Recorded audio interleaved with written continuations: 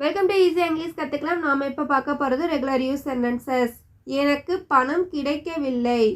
I didn't get the மணி. எனக்கு பணம் கிடைக்கவில்லை. ஐ டிட்ன்ட் கெட் த மணி. நீ எப்போது வருவாய்? when will you come? நீ எப்போது வருவாய்? when will you come? நீ எப்போது வந்தாய்? when did you come and when did you arrive? நீ எப்போது வந்தாய்? when did you come and when did you arrive? இரண்டு சென்டென்ஸும் சேம் மீனிங். நீ எப்போது சென்றாய்? when did you go? நீ எப்போது சென்றாய்? when did you go? நீங்க எப்போ ஆரம்பிச்சீங்க? when did you start? நீங்க எப்போ ஆரம்பிச்சீங்க? when did you start?